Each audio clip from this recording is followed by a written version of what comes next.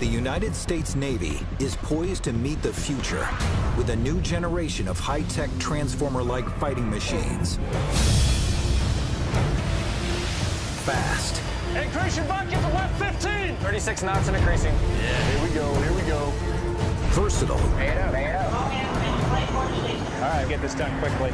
And deadly. We're green range to kill it. Kill it. These are the pioneering warships, USS Freedom and USS Independence.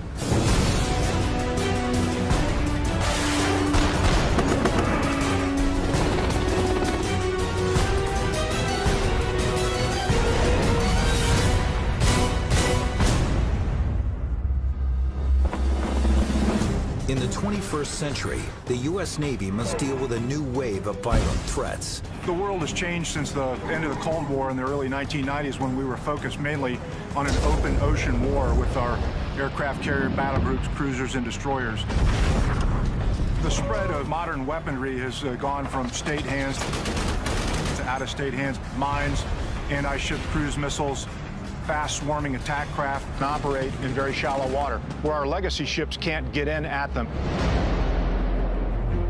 In response, the Navy commissioned a new class of warship. The LCS, or Littoral Combat Ship. Their cutting-edge design uses aluminum to lighten the weight of the ship, allowing them to operate in the shallow waters, known as the littorals. They're very fast ships. They use water jets, which makes them highly maneuverable. They can go faster than any of the threat surface craft they might encounter. They can add new combat systems without having to do a wholesale change out of the computing architecture. That's a first in the United States Navy. Freedom and Independence, the first two ships of the class, are prototypes that the Navy is still refining. They are research and development ships, and they went from idea to hitting the fleet in about half the length of time of what we normally would do for a surface combatant. So we're still learning a lot. Now, both ships must pass a grueling round of tests if they hope to stay on schedule to deploy with the rest of the fleet.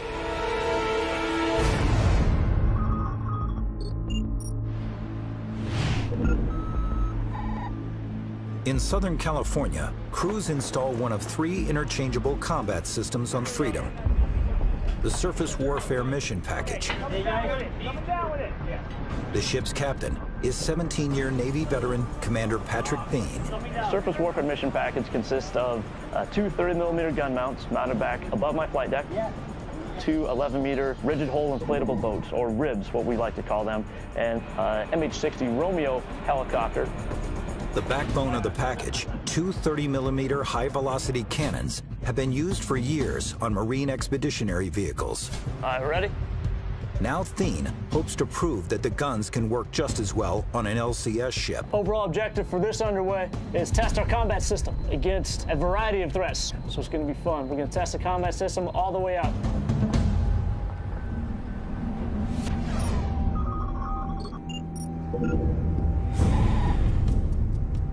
The other LCS-class ship, USS Independence, prepares to set out from Florida.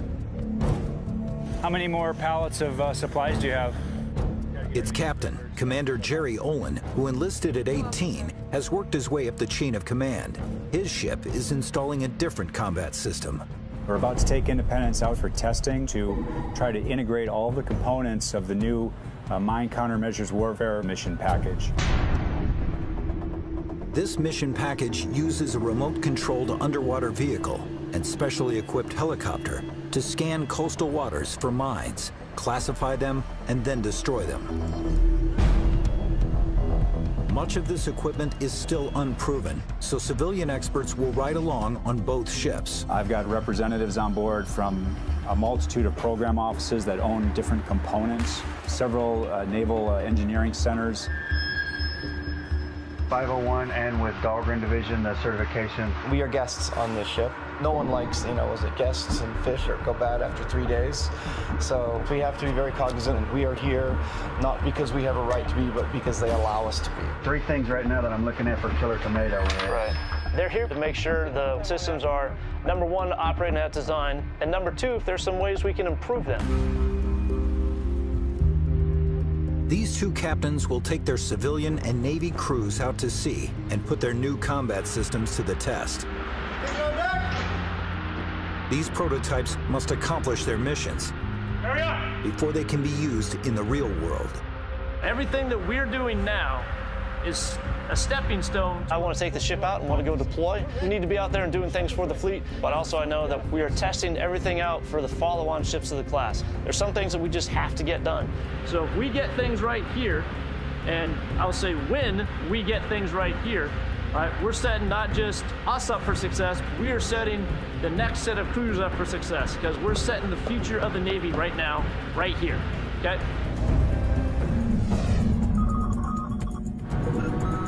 Four, three, two, one. Mark time, 1-0. You ready to start GTM, sir? Yes, start number 1 and number 2, GTM. On USS Independence, Commander Olin fires up his engines. Shift from manual control to program control.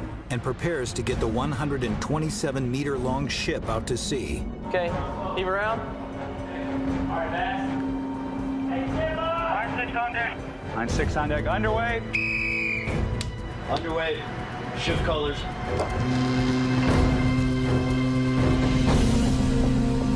One thing that's unique about this ship compared to a conventional Navy ship is that it's extremely maneuverable alongside a pier. A traditional ship has screws that push water directly aft, and they rely on rudders to steer the ship.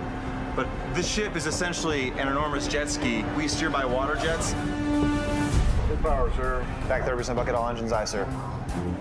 Because we have water jets, we're able to manipulate the configuration back aft to walk the ship sideways from port to starboard. Good rate of movement off the pier, about a half a knot. We do have 2 tugs connected today, and we do that as an insurance policy. The ship is very expensive, and if something were to go wrong, why not have them available? But they won't work today. They're just going to be tied up, standing by, and we're going to work the ship all by ourselves this morning. 70 yards aye. Coming out nice and flat, under control. Independence is a very light ship for its size. I mean, we only draw about 14 feet of water, but we're a very large ship above the water. A trimaran hull gives Independence improved stability during high-speed maneuvers. It also provides a large amount of interior space for its mission packages. Her flight deck is 4 times the size of a destroyer's. Cam off deck, I'm in heading mode. All right. Once Independence is clear of the docks, Captain Olin throttles up and heads for the test area. We can drive 40+ knots. We'll steer by actually angling a water jet. 400 yards to turn, next course, 243. We can turn on a dime. Very quickly, 80 to 90 degrees per minute, and additionally, we lose very little speed in that turn. 700 yards to turn, next course is 250. Recommend 284. USS Independence is one of the fastest Navy ships on the water, but its sister ship is even faster.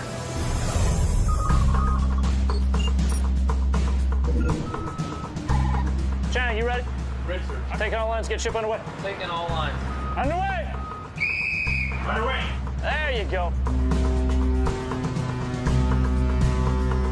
At 115 meters, the monohulled USS Freedom is smaller than its sister ship, but it still has a large mission bay that gives its crew access to the water.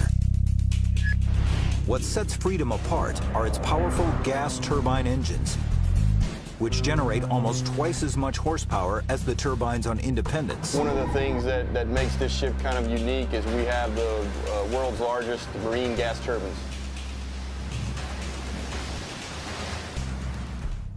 You know what I want to do? Got to blow the carbon out, sir. Sounds good to me. Autopilot engaged, coming to 245. Here we go. Jets to center. I like to drive the ship fast. The ship was designed to go 40+ knots. So how I look at it is it's designed to go fast. Well, let's go fast and make sure that it can. 37 knots. Very well. She's pulling hard to the right today. 36 knots right. The ship has clocked speeds at 47 knots, which translates to 87 kilometers per hour. That's about 10 kilometers faster than the larger destroyers and aircraft carriers. were designed to ride above the waves, kind of like a speedboat. We also created a rooster tail up above the height of the flight deck. So you've got a 3,000 plus ton warship going 40 plus miles an hour while we're kicking up an Olympic-sized swimming pool of water every second by those jets. It's a great, great sight, and it's very fun to do. What's your speed? Gas zone 3, right by the line. I've got a little aggressive personality for ship driving. The U.S. Navy is not used to ships that can drive this fast, so it's a great opportunity for me. Every time that we go fast, we're learning something new, and we're figuring out a way to make the future ships of the class better. Drop boost jets? Yeah, drop boost. D2. Now, Freedom must make its way north to the Point Mugu Sea Test Range, just west of Los Angeles, where in the morning, the real mission work will begin.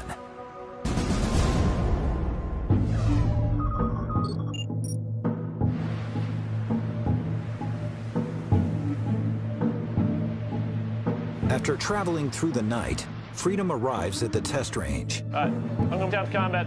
Commander Patrick Thien starts his day below deck in the Mission Control Center as the first test of the 30mm cannons begins. Captain, TAO, weapons cluster 1 set, Mach 301.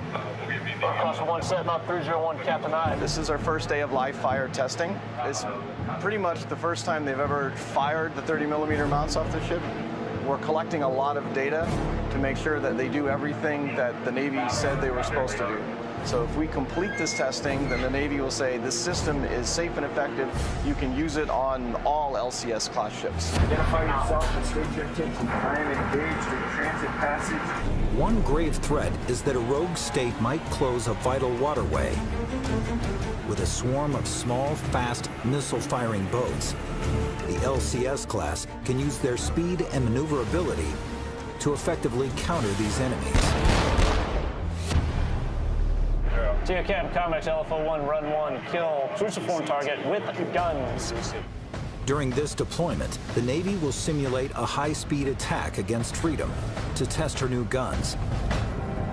But the first round will be fired at slower speeds to make sure they're ready for action.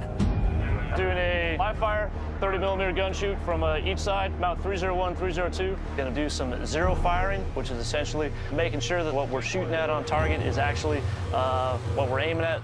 We're shooting a static target that's just floating in the water. Like any other gun, you have to align the sights. This one is the same way. While the bridge crew will have a visual on the exercise. You guys drive from up there, just keep it on that spot. The precision shooting takes place 2 decks below. All the guns are designed to be controlled and fired from a MCC or Mission Control Center. We can still fire the guns locally at the gun mount itself, but then we've lost all the radar sensors and everything else that we use to give us a better picture. It's just not as accurate and not as efficient. Use our guns, weapon buster 1 set.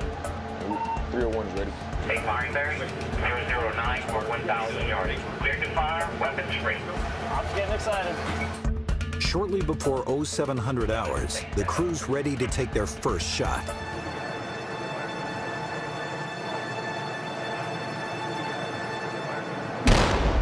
That's it.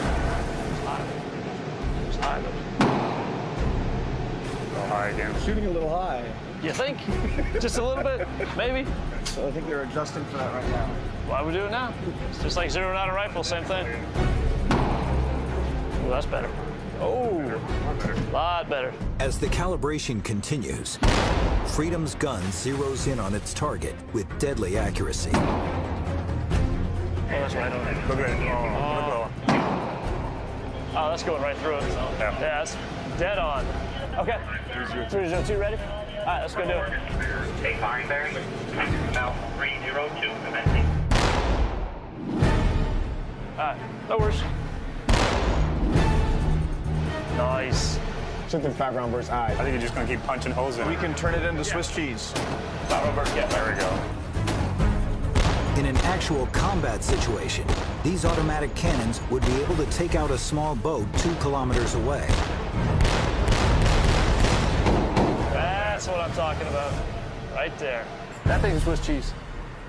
With the gun zeroed, the team moves on to the next task. There it is. It's on your screen. When we do these tests, we start small with low complexity and we work our way up to more complexity. So right now we'll move into shooting a slowly moving target.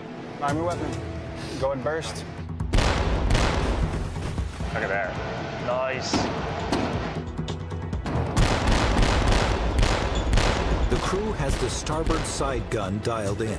That's here, Captain C fire mount 301. Ceasing fire with mount 301. Then the port side 302 gun takes aim. Oh, whoa, go the other way. It's gonna be long. This gun, however, has trouble finding its mark. 302, compact modular sight is down. Still fire it, where we will not have any stabilization. Check fire, check fire, check fire. Check fire. Go ahead, check fire on. I ain't firing if you're gonna lose control of the gun. I'm crazy, but I ain't that crazy. This entire deployment is to test these guns. Just a few hours into the exercises, Freedom's mission is already in jeopardy. Really? Closer inspection of the gun mount reveals the sighting mechanism is broken. This will sideline the gun until a replacement part is sent to the ship. These things, they happen. The combat systems on the ship are incredibly complex. This is, again, a brand new ship. This mount has never been installed on a ship like this before. Frustrating, but not frustrating to the point that it's a game ender, that we can't continue on. What's your plan here? Should move us a couple miles so we can chuck a killer tomato and go shoot it. All right, I'm shooting. The team presses on. Great deal. Change the plan. Position for the next event, which is the killer tomato shoot. This time, they'll be firing the ship's native 57mm gun. This gun can accurately hit fast-moving targets up to 8.5 kilometers away, so it's Freedom's first line of defense during any attack. All stations, TAO, go ahead and visually and electronically clear the range. TAO, I hold range visually and electronically clear.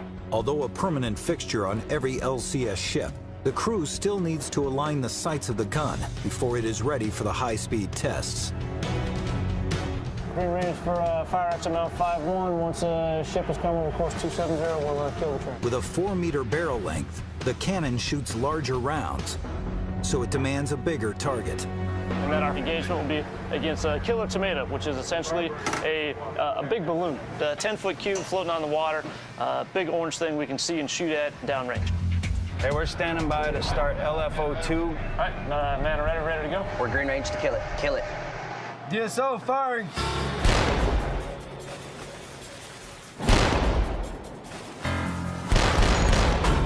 Oh, busy shooting. Man's gotta shoot. Oh, know that. The gun is hitting its mark, but the killer tomato is a resilient target. They're designed to be able to take a lot of ammunition, take a lot of hits, because otherwise we'd have to just keep continually putting them out there and putting them out there and putting them out there. All right, all stations, Captain. Ceasefire, mount 5-1. So Thien stops the exercise. Rounds right on target. 57mm gun is working like a champ. But Captain Thien's crew still has some work to do. Bridge captain, close the enemy killer tomato to 150 yards on a beam. Then we'll go find the damn killer tomato and shoot it. The killer tomato must be cleared off the range.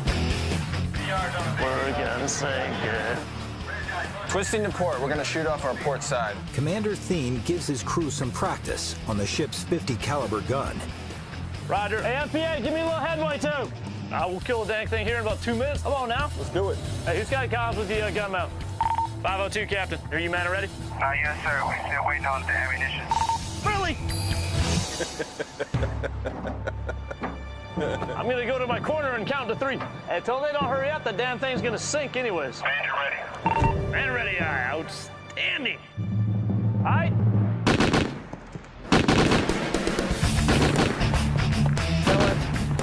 Come on now. Killer tomatoes can be a challenge to sink. There you go, right up. You get one hole in it. That hole gets covered with water, it fills with water, and now you got a big air pocket. So then you got to shoot that air pocket. There you go. Get on target and kill it. Come on now. The target takes several direct hits, but still fails to deflate. Really? Really? It's going down. I know it's going down, Slow. but it ain't going down fast enough. With crew pride on the line, Roger, we changed the gear over to the XO so you can shoot. XO Dale Heineken takes over the gun. There we go. There we go, right on target. XO the killer. XO, let me see your war face. That's some positive feedback. You just say it. I like to eat tomatoes. I don't mind slicing up a few. Also, if I get the chance to kill one, I'll kill it as well. No target. Davy Jones. Anytime you get to shoot the guns, it's a lot of fun.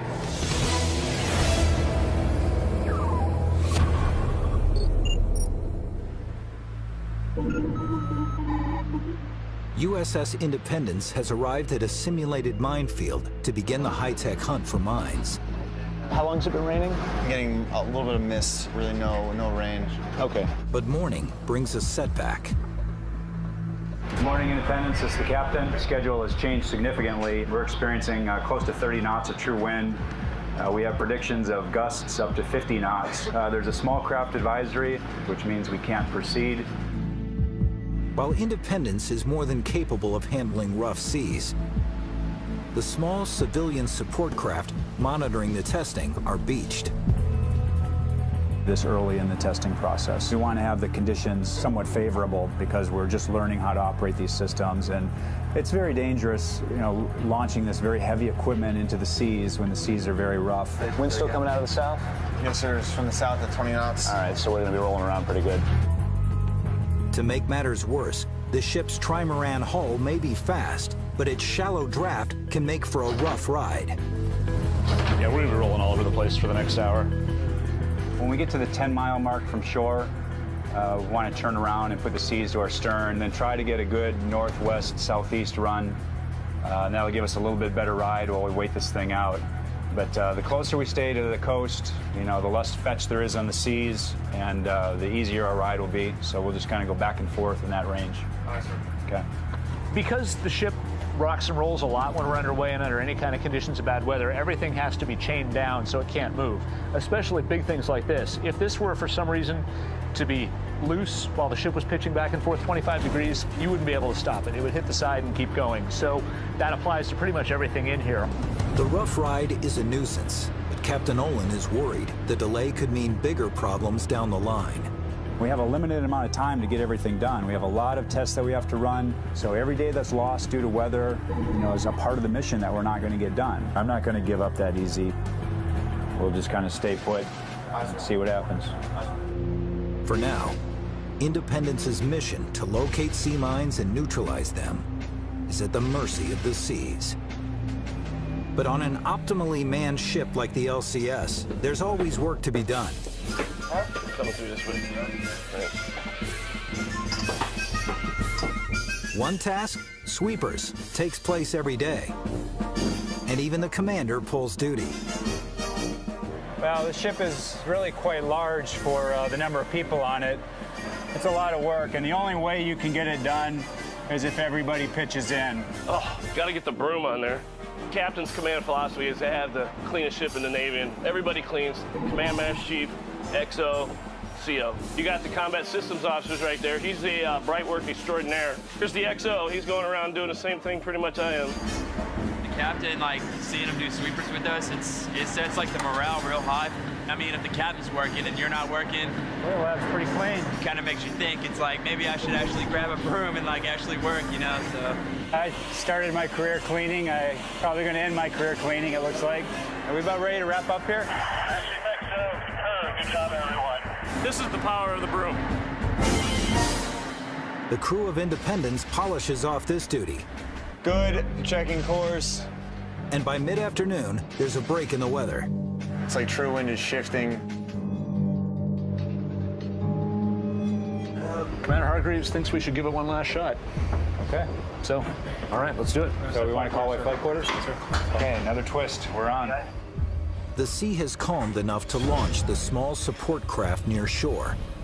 And the captain goes forward with the helicopter mission. Our mission today is to conduct a search of a suspected minefield in shallow water using a laser pod that's connected to an aircraft. Sea mines have destroyed hundreds of naval vessels since their first use over 200 years ago. and the threat is increasing. Iraqis laid more than 1,300 sea mines in the northern Arabian Gulf during Desert Storm, seriously damaging 2 Navy vessels. And there are new concerns that terrorists will use mines to sabotage key commercial shipping lanes and waterways, such as the Suez Canal. Clearing these mines has always been a life-and-death mission. Mine warfare has been conducted from wooden ships that have to enter the minefield and transit at about 3 knots or so while they search for mines and then have to stop and destroy the mines. They're in the minefield with very valuable cargo on there called a United States Navy sailor.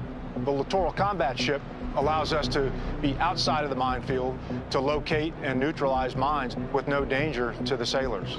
They do this using a helicopter and a remotely operated semi-submersible to carry out a 3-phase process: detect, identify, and engage. Coming up! One tool used by the helicopter is the Airborne Laser Mine Detection System, known as ALMIDS. It's a sensor that attaches to the helicopter that shoots a laser down to the surface of the water to search for shallow water mines. Mounted on a Seahawk helicopter, ALMIDS uses pulsed laser light to rapidly image large volumes of water to detect floating and near-surface mines. From the standpoint of the overall mission, it's the first step. If we can get the shallow water cleared, we know that the water is safe for the RMMV and the other sensors to go in. 10-year Navy veteran Lieutenant Rory Kipper oversees flight operations on the ship. We're just moving the helicopter out now from the hangar. We have personnel walking beside it, making sure that it's not going to slip, and we have a guy sitting inside riding the brakes for safety. The $25 million MH-60S Seahawk is a proven Navy asset.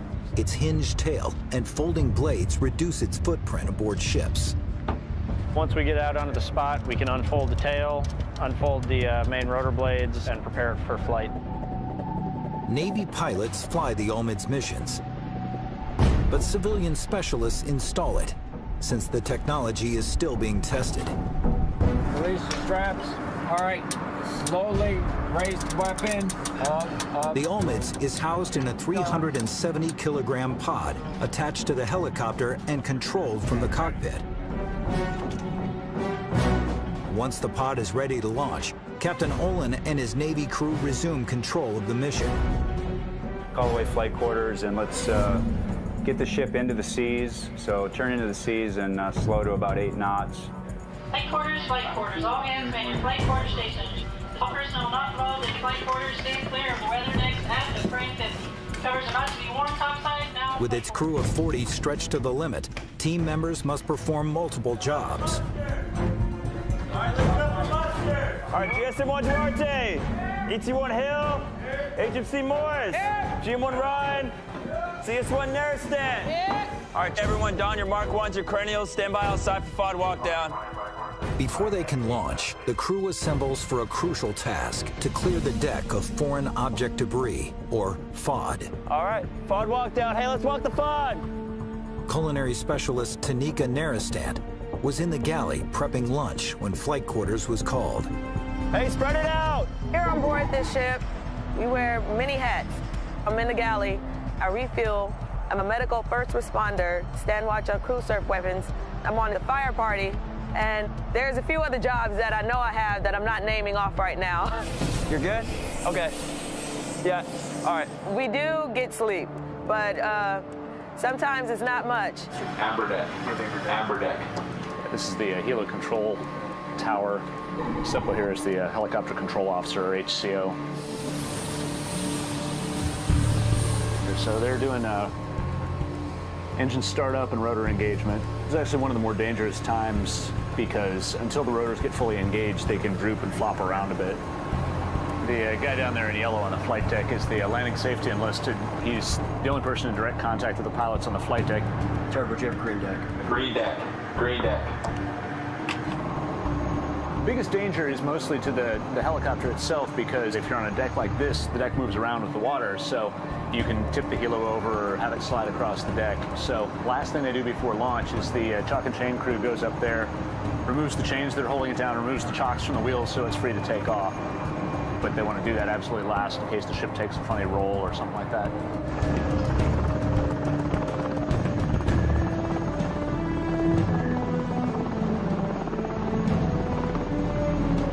The helicopter heads out to scan the minefield. Now the aircraft runs track legs in a shallow water field back and forth and tries to detect mines in that area. The main mission here is to create what we call a swept channel. We're able to isolate all the mines that are in the field and neutralize them. That would be the measure of success for us. While the Navy has tested each component of the mine countermeasures mission package separately, this is the first time they will use them all together. Mine warfare is hard, and we're always in a constant battle to be able to counter those threats. Red deck. Red deck. So everyone here is rooting for the success of the mission package because we think it's a great capability. They realize this helicopter run must go off without a hitch for Independence to have any chance of completing its mission. And visually on the range. After a 2-hour search mission, the helicopter returns to Independence. The aircraft went out to the suspected minefield, conducted its search, brought the data back to the ship. We downloaded the data from the pod, and they're now conducting data analysis on the ship. Lead tactician Tracy Nye works with the Navy crew to analyze the intel they've gathered. This room is the command and control for mine warfare. The screens are all classified. The data that comes back, it's processed, and we very carefully look for these contacts that we want to prosecute in the follow-on missions. You know where I live.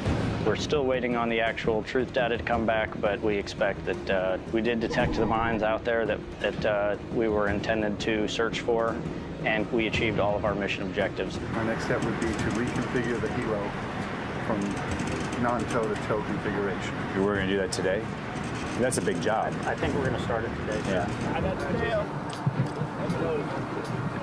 With the Olmeds run completed, they turn their attention to the next phase, searching for mines further below the surface.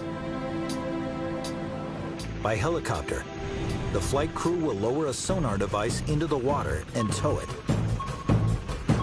After Olmeds missions are successfully completed and the surface of the water space is safe for our towed sensors to be put in, we configure the aircraft from a base H-60 helicopter to one that is capable to tow a Q-20 sonar system, which we have here sitting on the deck. We tow it behind the helicopter using a reeling winch. But the helicopter will only do a fraction of this search. The bulk of the work will be done by the cornerstone of the mission package, a semi-submersible called the RMMV. This is a diesel-powered RMV remote mine hunting system. That includes this black vehicle here and this sonar down here. That's an AQS-20. Still an early prototype, it's launched from the back of the ship and uses the same sonar device as the helicopter, but can last 18 hours before refueling. A big advantage over doing it from the air. What RMV brings to the table is endurance, really is the workhorse. When the sun goes down, ship lighting is switched to red to keep the ship's profile to a minimum. As civilians check the readiness of the vehicle, Lieutenant Commander Lance Ruth makes sure his men are ready for the challenges ahead. Port. Stand at ease.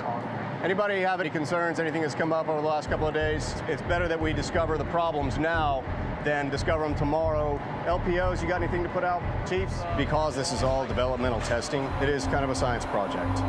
It's about proof of concept. It's about taking the idea and making it a reality. The idea is to actually put the vehicle out and leave it out overnight and then recover in the morning. There will be some long days involved, so Get your rest when you can get it. The mission will actually go for about 18, 20 hours. So this is something that will in a way, mature us to know what to expect and how to handle it. Because once we're operational and we got a whole minefield that we got to clear, it's going to be a lot worse. Years of development and millions of dollars are on the line when testing resumes in the morning. We're all geared toward success. Nobody out here wants to fail.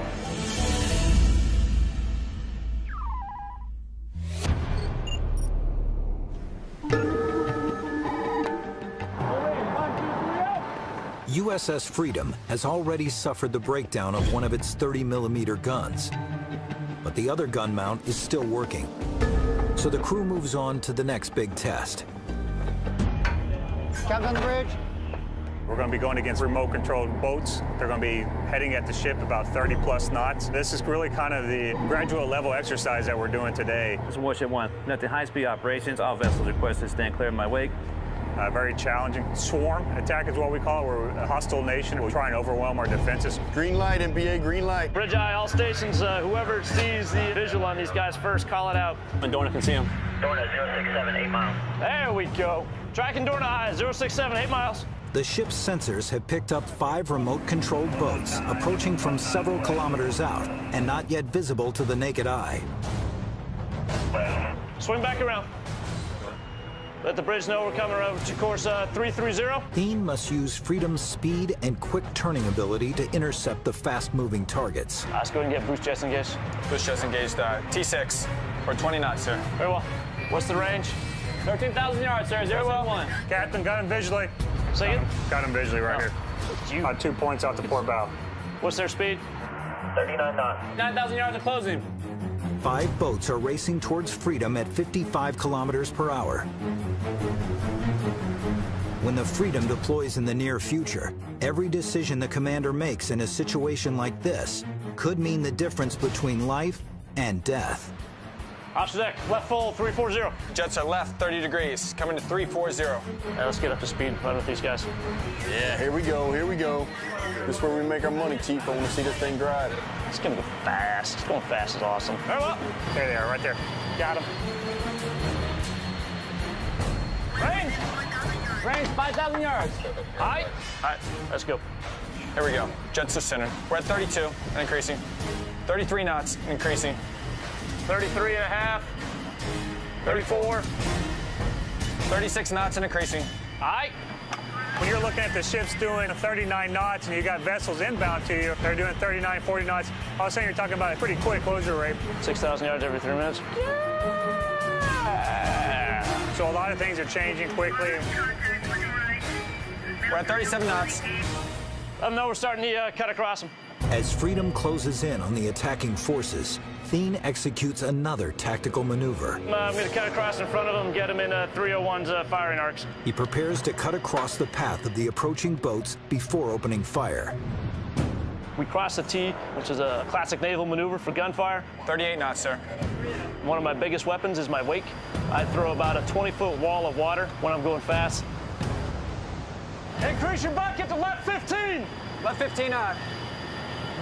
So with the small boats, when I cut across them and create a wake, I need to gauge, okay, how fast are they going to move through the wake so I know a good open fire range. Should be coming into 301's cutouts here if they're not already there. BMC, say speed of the contacts. 20 knots, sir. 20? Yes, sir. Really? All right. Yep.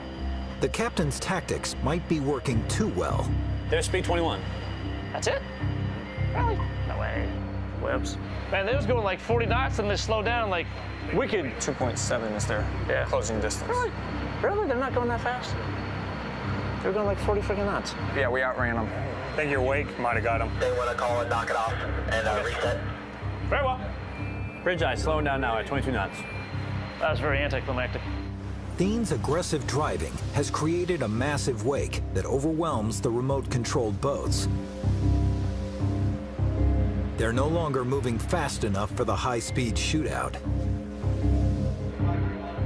The Captain and I turned a little bit too early on that one, and they were coming in like 30, almost 40, then they slowed down a whole heck of a lot. So, anyways, roger that. I'll make sure they can come in a little closer before I shoot them. Drop boost shots? Yeah, drop boost. It'll take a while to reset, so drop boost.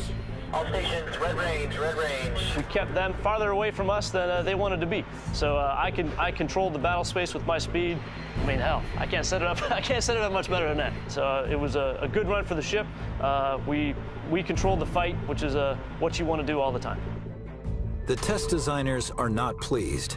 They need to prove Freedom can take out attackers with her new guns, not her wake. Project Officer Mike Molyneux needs the captain's help to make it happen.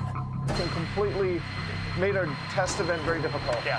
So you know your tactics next time? You're ready to reset? Yeah. And we got an idea of how they're going to drive now, too. Yep. So, which gives us a bit of an advantage. Very wimpily. But they have a remote control boat. That's really all they want to do. I know. They really want us to kill them. I know. And I really want to kill them. In my own special way. Okay. Every captain is unique and unto their own. It's his ship. He does what he wants with his ship. So we have to flex to that. The new gun has yet to fire a shot at the fast-moving targets. Captain Thien will have one more try to prove it can get the job done. Cutting across them, we weren't going that fast when we cut across them. So it wasn't that bad, but it wasn't that bad. We know we can run with them. We can run with them. With precious time slipping away, Freedom quickly repositions and starts again. All right, about 20 knots, we're going to open up to about 5 miles from these guys, and then come back to the event. We're going to swing around and do exactly what we just did. TA9. 3,000 yards. OS1. You got contacts there? It's that blob right about there. But 25 degrees off port bow. Range visually clear. Range, visually and by radar.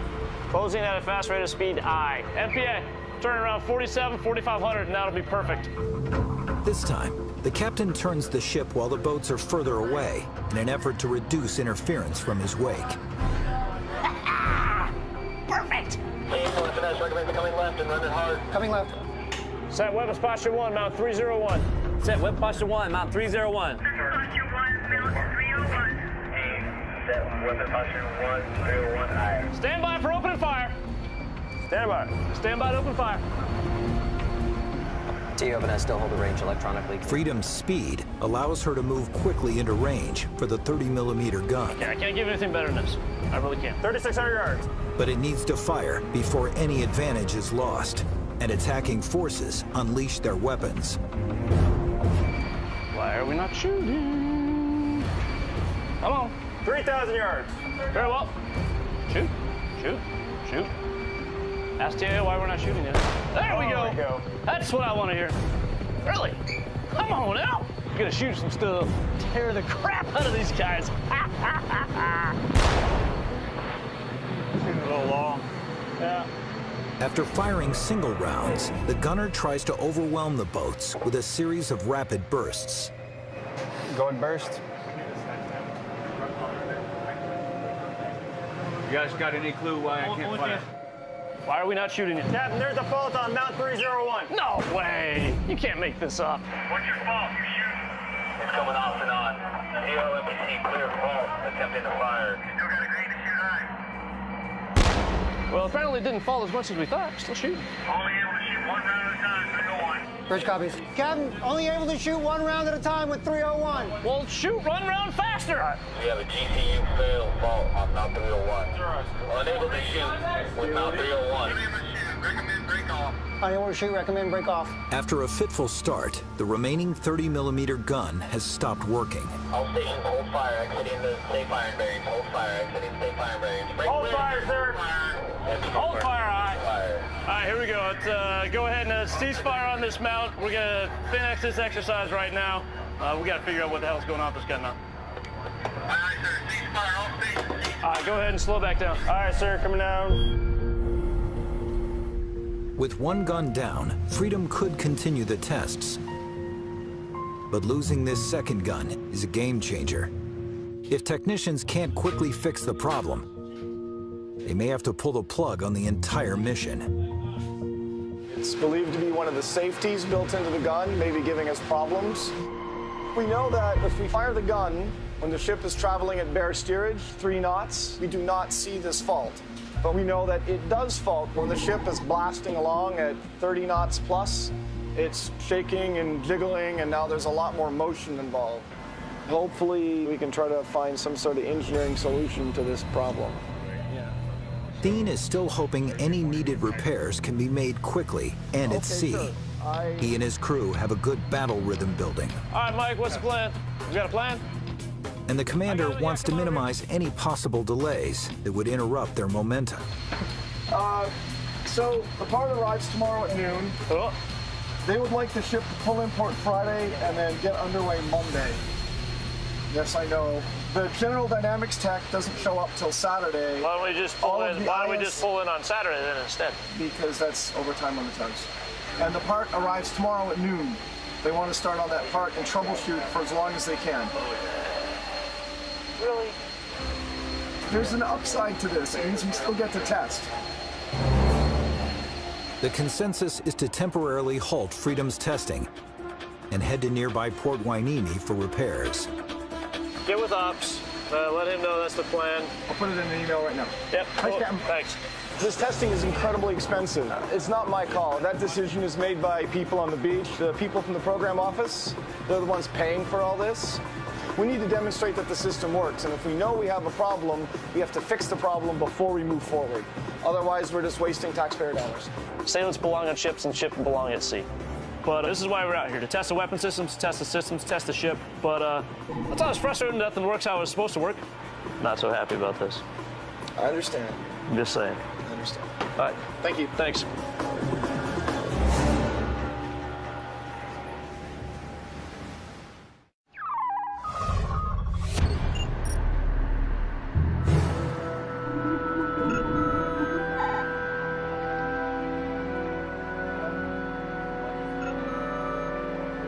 After searching for shallow water mines by air, USS Independence's search now switches to deeper waters. I don't know, I think the seas look favorable. They're a little choppy. Yeah, those ports, they're flattening out by going into them. The crew prepares to launch the helicopter and the semi-submersible known as the RMMB simultaneously. Once the ship is deployed to a hot zone, it can use both methods to scour minefields. I hope we get moving here. I kind of want to get this thing in the water. It's a tense day for all on board. It's the first time the Navy crew will launch the $12 million mine hunting vehicle on their own. Today, the sailors are taking complete control of the system. So there is some butterfly feeling. Action 1 to roll 1, Captain requests at Amber Mission Bay. They just got Amber Mission Bay, which means that the ship is stable on a course and speed, and we're not pitching and rolling all that much, so that the vehicle can actually be launched. The flow field behind the ship with the water coming out of the water jets is very important. Once this thing hits the water, if you've got only one of your engines online, or if they're not in exact parallel, then the flow of the water is going to push it off to the side one way or the other, which it's just being held by 3 lines. It could get knocked off center. It could do all kinds of bad things. Green Mission Bay. Green Mission Bay. Failure on tag line 4, disconnect 4. Extend the RV fully in. We're coming out with the vehicle all the way to the suspended position now. Slack out at tow line high. Raise the last line. During the launch, some systems aboard the RMMB are controlled through a detachable spine. Drop operator is controlling the vehicle from a visual line of sight. The spine is quickly released when the semi-submersible hits the water to prevent damage to the vehicle and the ship. Next piece is to put it in the water. All right. Lower. Lower it high. And a little quicker, folks. We're going.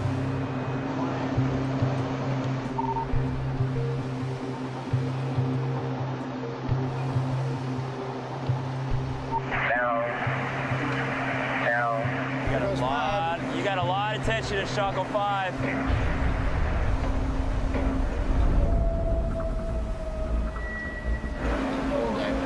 Pay it out. Fast eye. What happened? We're having a hard time releasing the captain's line.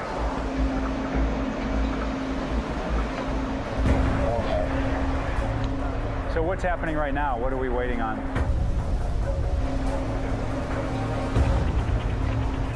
I just want to be sure we're moving along here because time is important. Come up! Come up! Captain's line release. All right. It's good. Success. The capture spine retracts into the mission bay, and the RMMV is off to search for mines. Tell them released. But the crew has no time to celebrate the successful launch. All right, gentlemen, we got to go to flight quarter. The ship is the flight quarters. All our trash and garbage on station. With the RMMV away, the crew scrambles to get the helicopter launched on its tow mission. The idea now is that we launch a helicopter to conduct similar operations in a separate area. So we have basically tandem operations from the surface as well as from the air. This crew is working in a simulated minefield, but sea mines remain a persistent global threat. The Navy is hoping these tools will be a safe and reliable means to quickly clear suspected danger areas. Captain's on the bridge. Coming right, course 310. With the search for mines underway, Concur 344. Make 341. Captain Olin is free to maneuver Independence away from the area. It's one thing that's really unique about mine hunting with LCS. You used to really have to put the crew in a lot of danger to try to find them.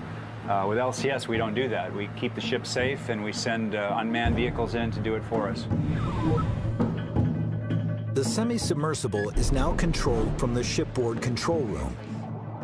The sonar device, which is attached to the vehicle, is deployed and then towed at variable depths in order to hunt and identify mine threats.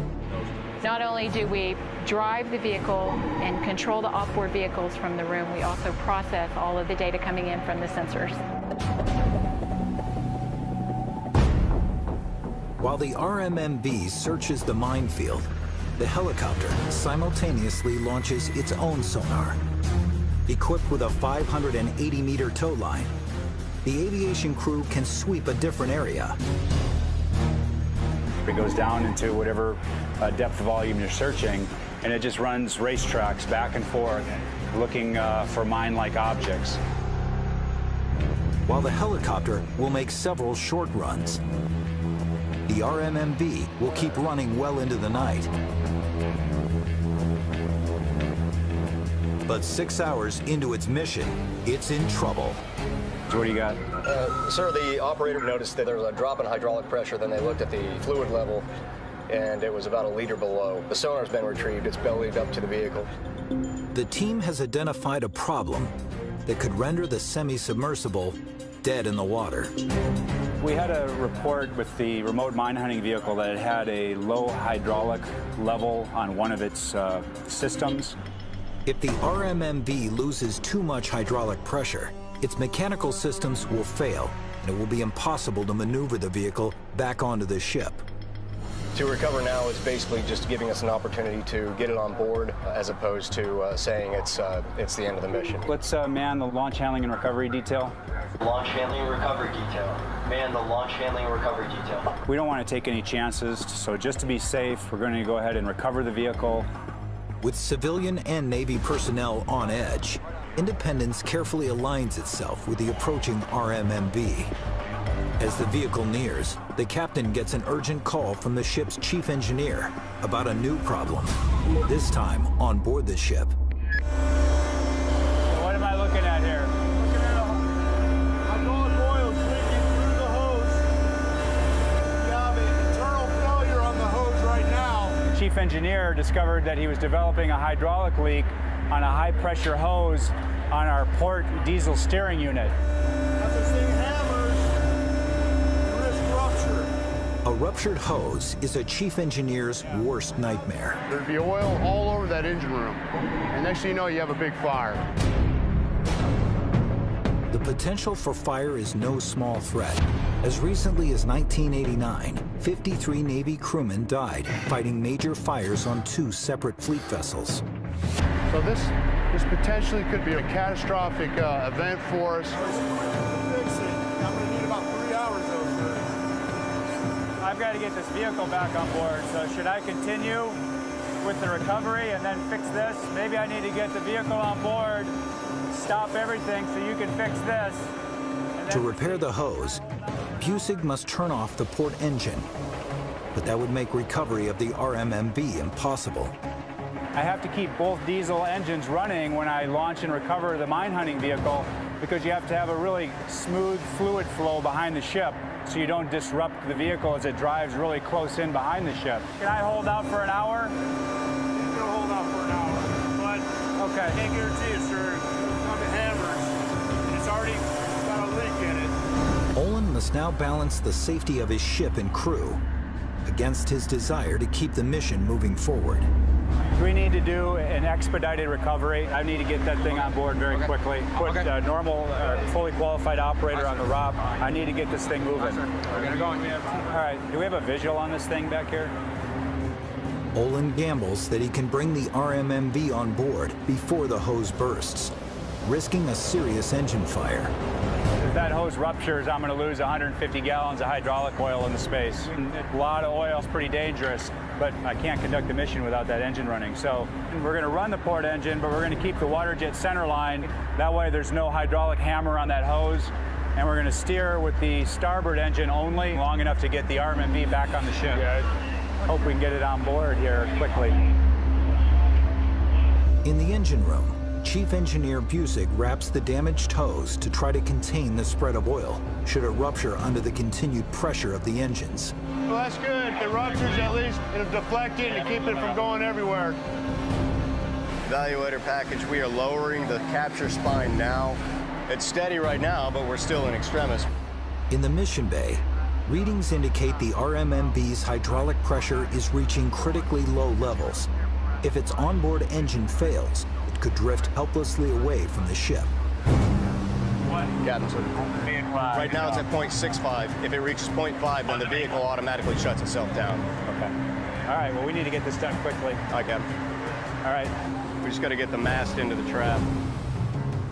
A Navy crewman manning the tow lines and a crane precisely guides the capture spine into position to latch onto the mast. Go get him, cowboy. Go get him. An extremely tricky maneuver when traveling in varying sea conditions. We're close here. Yeah. The front line came out. It's like threading a needle. The oil level just dropped. We're getting really close now. We don't have enough hydraulics to get that mast down. We can't bring it in. It's still redlining right now. Now. Come on, down, down, down. I think they got it. Got it. The capture spine is now connected to the RMMV, and the crew takes control of its recovery. Hey, RMMV's out the water. It's close.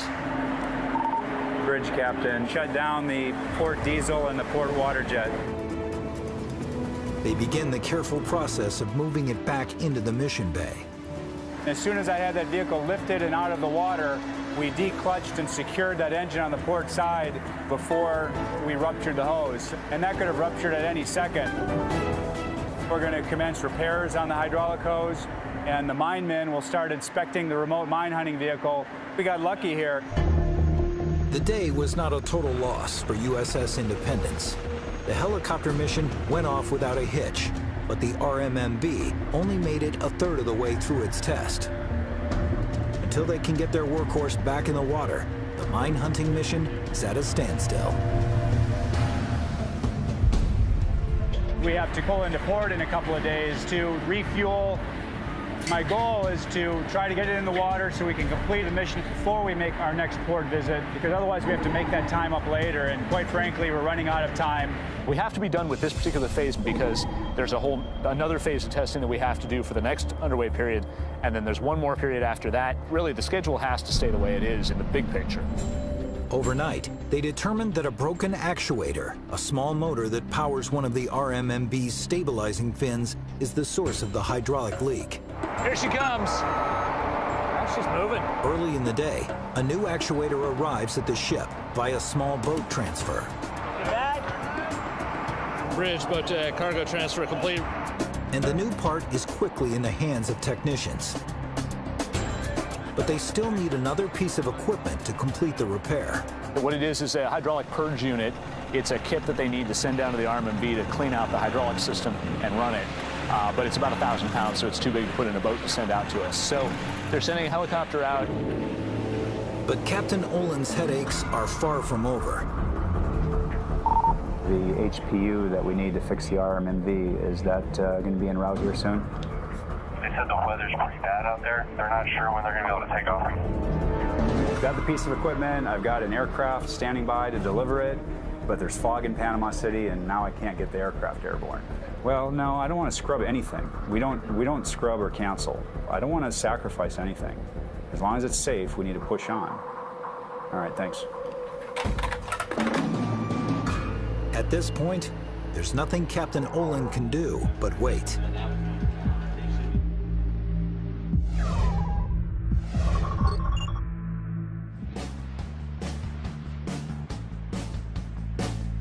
Usually when we can get an hour or two in a schedule, we try to run a no-notice drill. All right, I'm en route to medical. Making a safe route? Yeah.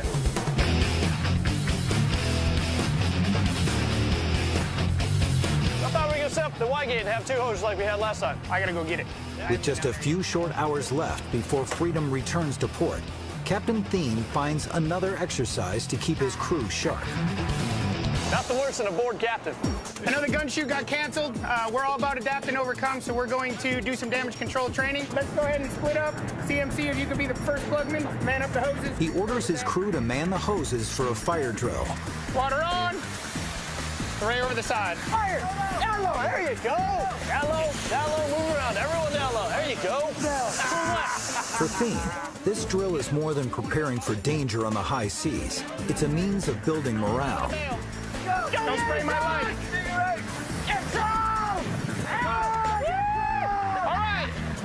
The captain's energy is pretty much, it's infectious, I would say. Definitely, that energy kind of feeds us and kind of keeps us going. Every crew reflects the personality of the commanding officer. His energy resonates in all of us, and it's a fun place to be. Fight the fire! Don't straight and go down an angle. Don't straight. Keep fighting as you're doing it. Keep fighting. Keep fighting. I love training. It's freaking awesome.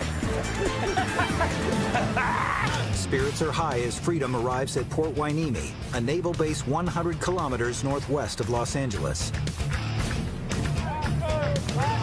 The ship will dock here for 2 days to make repairs to the gun mounts, and the captain doesn't want his crew to lose their edge.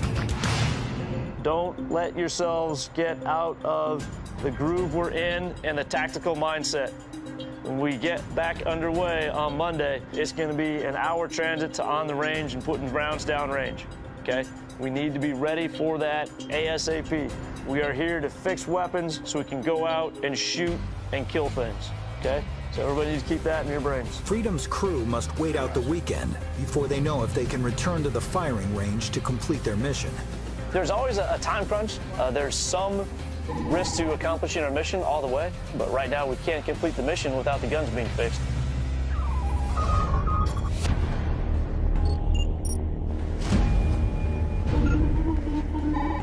Oh, there she is. On USS Independence, it's already late afternoon when a helicopter delivers the 1,000-pound hydraulic purge unit needed to complete the RMMV repair.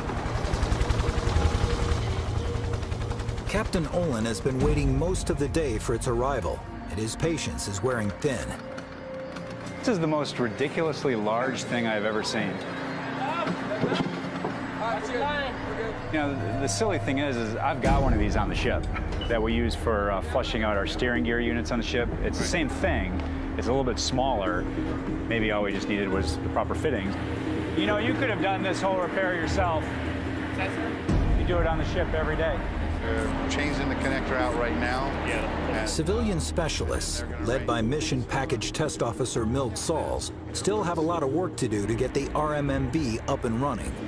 We have replaced the actuator, and now they're going to continue to purge air out of the system. So that's where we are right now. Captain Olin is hoping the crew can begin their pre-dive test in a few hours. Carry on, everybody, please. A schedule that will still leave his team with little time to rest before the morning launch. The hydraulic purge, has that already started? That is underway right now. It's underway right now. And we think that's going to take about 3 to 4? 3 to 4 hours. Yep. We do have to do regression testing after putting the control surface back on. He gets more unexpected news. The civilian specialists want to run another series of tests before they turn the vehicle over to the Navy. We're looking to start pre-dive at midnight. That's 6 hours from now. Yes, sir. That's not good enough. We've got to come up with a better plan than that. This casualty on the RMB is not that complicated. This has been made into a much bigger deal than it is. We're not going to do 9 hours of maintenance to get this thing ready to launch. That is not a good answer. This turnaround is not acceptable. All right, that's all I have. Carry on, please. All right. I want to choke Frank for throwing a wrench at the end of the meeting, and it was unnecessary. So I think that the captain, that when he was told about some kind of integrity test, that he got the impression that it was going to be extended, and that's not the case. So these maintenance times continue to grow and grow and grow, and now we're saying we need 9 hours to prepare this. Right. That is not acceptable. You can turn around an F-18 on the flight deck of an aircraft carrier in less time than that. Right. I've seen it. We can shorten anything, we will. Everything that needs to be done is something necessary. You can't shortchange. And we're not shortening anything, and we're not extending anything. If we allowed this thing to be milked out for the next 2 weeks, that would happen. So, enough. It's unacceptable. And the captain has got to be convinced here. I understand. I'm prepared to be flexible, but he is pretty pissed. Okay, so we need to have a list of a timeline and get it done. It seems like every time we make a little bit of progress, somebody throws another requirement in. And it's very frustrating for me because I'm very mission and success oriented. And if we can execute the mission and we can do it safely and effectively, I want to move forward. Now the only thing I'm hoping for is an accelerated procedure. We're working on it. I know. The workers have gotten the message from Captain Olin, and they double their efforts to complete the repair. Captain showed that he has the will to get this testing done. Our intentions are to be ready for launch first thing in the morning. The pressure's on for the team. They work feverishly through the night to complete repairs on the damaged vehicle. It sounds like pre-dives on the RMB are complete. Yes, sir. That's the word that you're getting? Okay, that's good news. They're all on dock. With all systems go, the RMMB can now continue its search for mines. All right, console's up. Rockets are midship high, launching RMB. All right, 180, 5.5, let's go. Not a minute into the launch, the repaired fin on the RMMB begins to malfunction. You see the fins already start moving? Did you have control of it, Boyd? I did. If you have control, let your capture spine go. On top of that, the remote operator can't disconnect the capture spine from the vehicle. What? What happened? Hold on. Bass. Hold on. Hey, Bass. One. Hold on. We don't have control. I don't know. Hey, take a look at that tow hook. How did that tow hook come up? It's jammed up. It's caught on the capture spine. Capture spine is stuck on the tow hook. See how the tow line right in the front is straight up? It's supposed to be laid back right now. No, but more important is that fin right there. Hey, is that the issue why it was broke the first time, the fin? The hydraulic? That's the fin we replaced. Is it? Yeah. Once again, the RMMB is unable to perform its mission. So you can't raise it at all? No, sir. Not only is the stabilizing fin malfunctioning again, this time there's a problem with the tow hook used to retrieve the vehicle. It should not be in an up position. So to me, it failed. So there could be a leak up there? Yes, sir. Okay. So we're done for the day. Although it's an early prototype, the RMMB is the centerpiece of this mission package. Its repeated breakdown is a serious setback for the entire LCS program. Every time a system doesn't get off the deck, that impacts our whole timeline. And that's where we suffer the most. It eats into your manpower, it eats into your time. It just can be mentally overwhelming. But despite the bad hand he's been dealt, Olin's not ready to fold. I'm trying to be very aggressive in ensuring that we keep things moving along, His team has located and identified enough mines to keep the mission on track. The captain still has one card left to play. All right, we need to plan the remaining 3 days that we have. I mean, it's going to be aviation-centric. We'll plan the next mission over the calls that we got from the RMV mission that we ran. They decide to move forward to the third stage of the detect to engage scenario. Ready? It's finally time to let the Airborne Mine Neutralization System, known as AMNS, take out the identified mines. The ship's helicopter will carry the AMNS and lower it into the water. The pod releases neutralizers known as archer fish, which swim up to the mines and detonate. This is a way to be able to separate ourselves from that minefield and maintain a safe distance and keep our sailors safe. Back off. If the mine does explode, we're in the air, we're not in the water. OS1 Macomb should be giving you a bearing to the ship.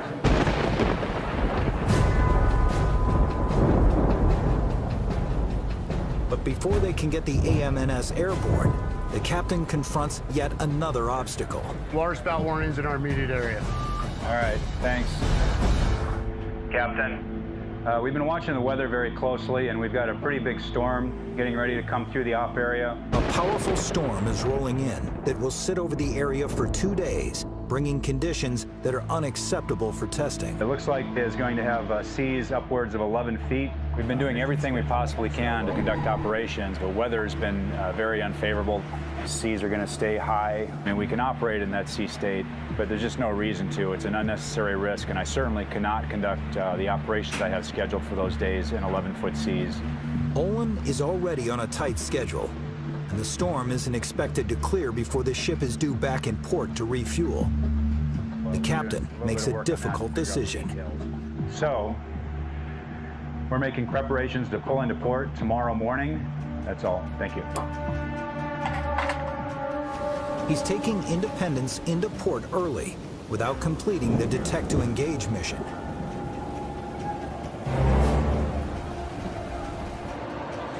It's a disappointing turn of events after so much hard work. So Olin gathers his team one more time to see if they can somehow salvage the mission. Attention on deck. Hey, everybody, stand at ease, please. The mission team needs to figure out how do we capitalize on the remaining hours that we have, and that's what we've got. All right. We do have the option, sir. This is way outside of the box, but we can launch pier side. I'm okay with launching a mission from the ship on Monday if I get clearance from base ops to do it. I have no problem doing that at all. Would you see any problem with that, Op? For you? Lieutenant Kipper comes up with another option. Instead of at sea, he suggests conducting the final phase of the mission from port. You just got to work it with base ops. Are you happy? I'm happy, yes. Now I'm happy. All right. When you're in testing, you have to come up with lots of workarounds. Nothing goes as planned. The initial plan just gives you some practice on how to replan. That's about all it does for you. Will do, sir. All right, thank you. We say Semper Gumby, always flexible. We're trying really hard to continue with our mission, even though the ship is coming into port due to weather. So we're going to keep working tactically as though we were at sea on Monday. The only difference is we're going to be tied up next to the pier for that one day. Nearest aid and hazards are buoys 3 and 4 off the bow. As they pull into port, the team is upbeat that they can finally complete their mission. But as the entire Independence crew has learned the hard way, there are no guarantees that they can pull this off.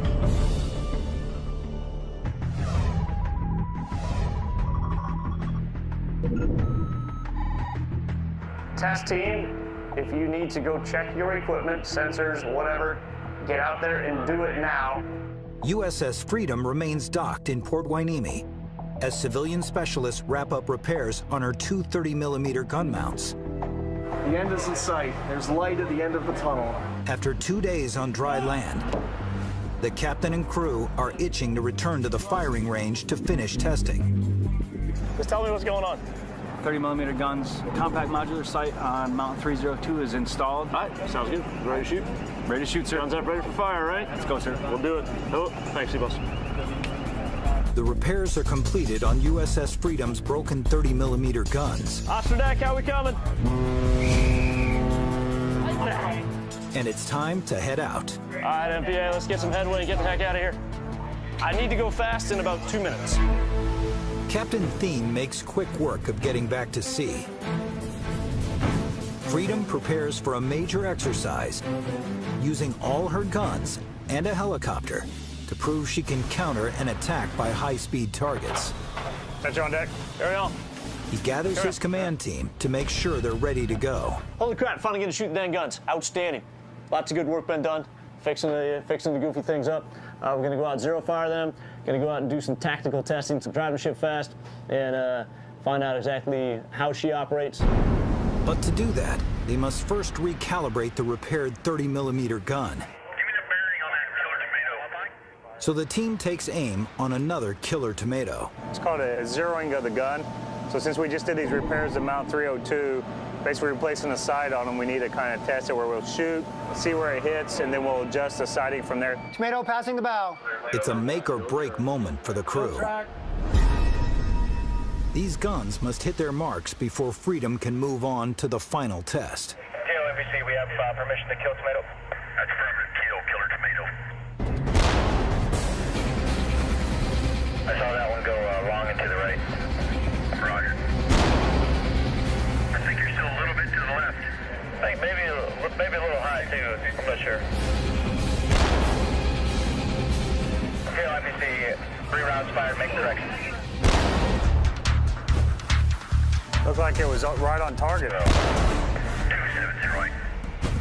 All right, you were to right. Shoot it. Perfect. That was dead on. Direct hit. Awesome. I think we just shoot like what we did that last round, and we'll kill whatever we shoot at. That's affirmative, sir. Now that the 30mm guns are zeroed in, they unleash their final rounds. It's guns versus killer tomatoes. And it's not even close. That's a direct hit. Guns did great. It took them a little bit to get it zeroed in, but once they got it zeroed in, I pretty much finished the target off. That was kind of sweet.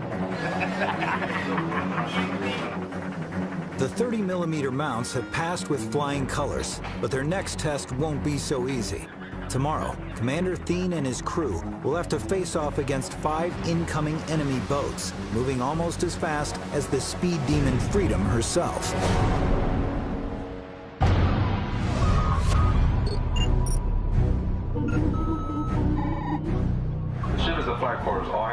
USS Independence has returned to port after a powerful storm interrupted her mine hunting mission.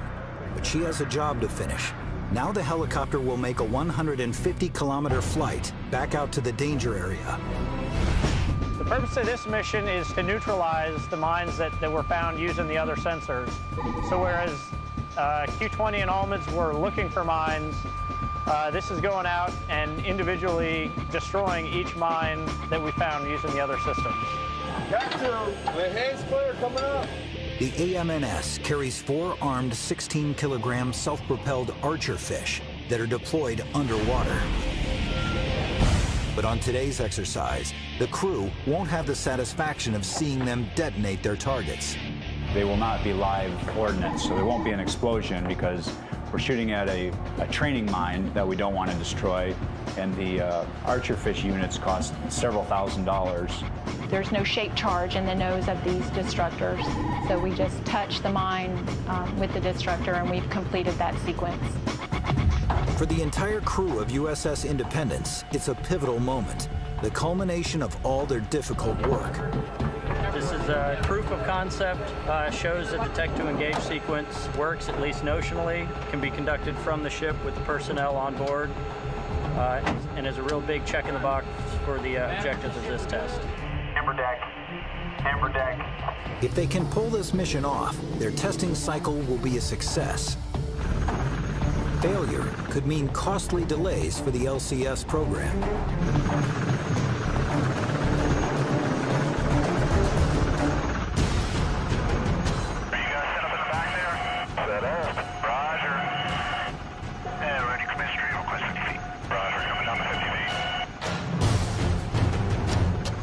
Seahawk arrives at the minefield. The crew lowers the pod with the Archer fish into the sea. Flight in the water. Roger, you are clear to launch neutralizer. Roger, launching neutralizer. On board the chopper, the remote operator locks onto his targets and then releases the lethal Archer fish, which is equipped with both video camera and sonar. Got a video. And neutralizer's away. Copy. Flying good. Now, the Archer fish heads for its target. And I got the contact on sonar. SOR on. Roger. It closes in on a moored mine. Master. Roger. Master arm is armed. Trigger pulled. The Archer fish is just centimeters away from the mine. Good hit. And ready to cover. The Archer fish is dead on, accomplishing what everyone on the Independence was hoping for. I'm very proud of everybody in my crew. They come through, with flying colors, and couldn't be more pleased. We were able to complete the entire detect to engage sequence. This Captain, you have green deck. Green deck. Green deck. We knew it was going to be hard coming into this test, but we still met the objective. It's my birthday today. I am going to shore and having a beer. We'll hug it out. We did have a casualty that we had to recover from, but we proved that we were able to change the mission execution. And keep in mind that this is a test phase, and we don't expect everything to go perfectly, but we're very satisfied with the results that we saw. The civilian specialists will take what they've learned and incorporate improvements into the RMMB, moving it one step closer to success. We work for you, boss. Mine warfare is hard, and it's the miners that make it hard. They have technology on their side, and we're always in a constant battle to be able to counter those threats and keep our ships safe when they're underway. Thank you for the good flight, too, by the way. No problem. With their backs against the wall, the crew of the USS Independence stepped up and completed their test mission. But USS Freedom is still out at sea. Go chase some guys down, blow some stuff up? And her crew still has something to prove. In a few hours, Freedom will face off against 5 8-meter-long remote-controlled boats that will close in on the ship at 40 knots. LF-04 against the small boats. Hell yeah, let's go tear those things up. All right, we're ready. Questions, comments, difficulties? We are, Captain. Let's nice. Break.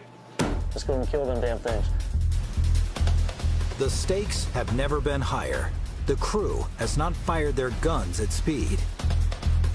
If they falter on this final test, it will be a major setback for all on board. Every time we get out, we have to show improvement. Otherwise, there's no point. If we're going backwards, no one likes to go backwards. Flight quarters. Designated personnel, man your flight quarter station. All hands not involved. Flight quarters stand clear after frame 56. This is the grand finale, graduation exercise from this testing. This is what we came out here to do. This is going to be challenging. We're going to get to employ some tactics, all within this one engagement until all the boats are destroyed. We're ready to go.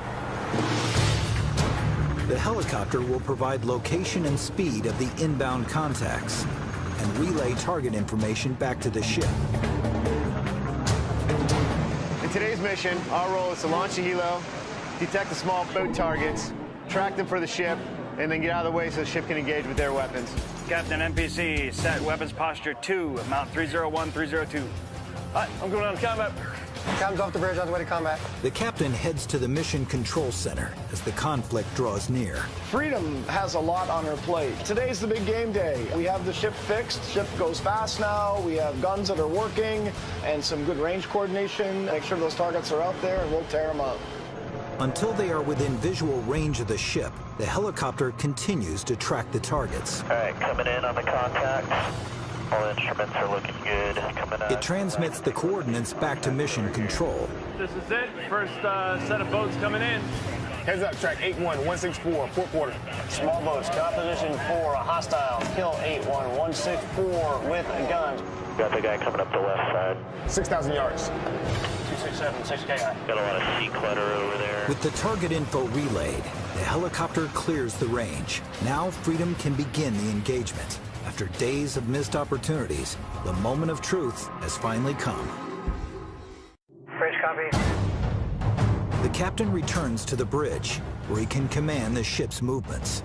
Cam's on the bridge. Kill 81164 with guns, 5,000 yards. All right, the 5-1 cutout, take me to swing around all the way to the left. The distance to the target steadily narrows. And CAO captain coming around left, get ready to engage.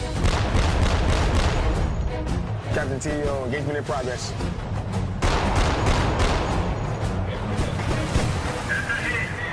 Still moving. 2,200.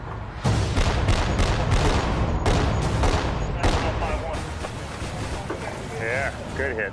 Oh, that one's done. Look at that. One target is destroyed, but 4 more are closing in. Farmost left contact, dead in the water. Shift targets.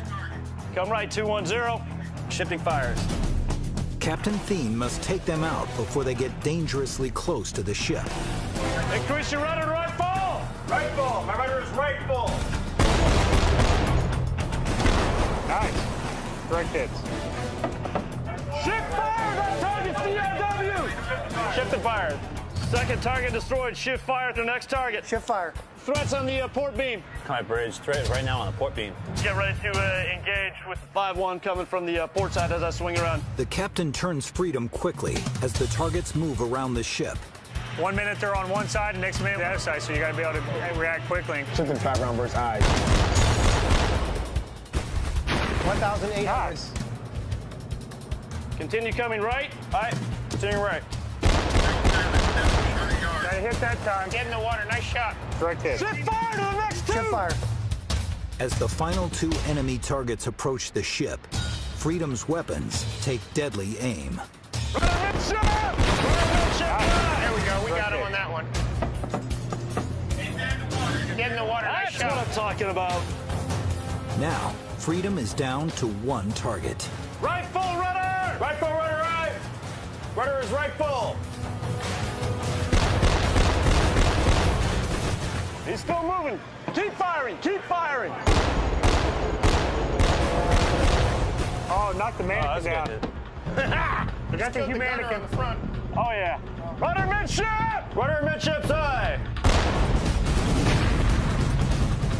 Cease fire! Cease fire! Cease fire. Good shot. Nice shot. Good shot.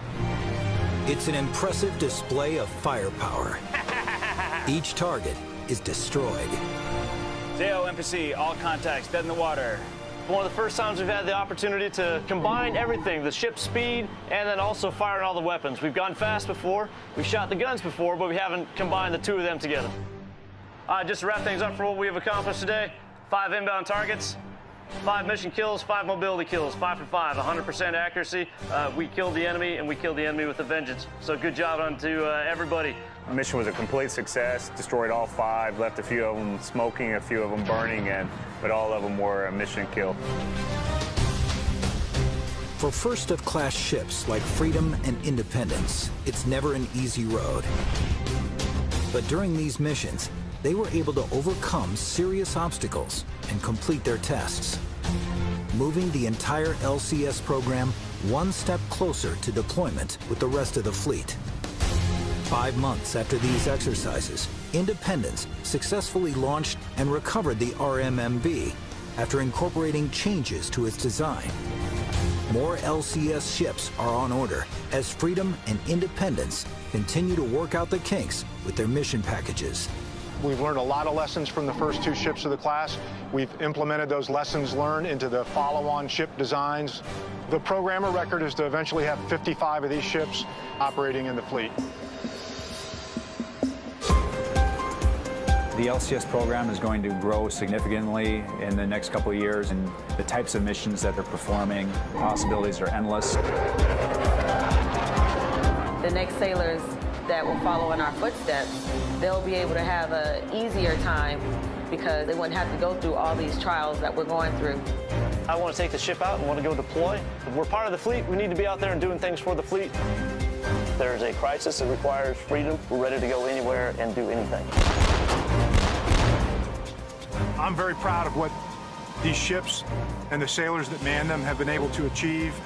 I'm very proud of the defense contractors and government civilian employees that have taken us through all of these various stages of testing, and I look forward to great things from these ships as they enter the fleet in numbers.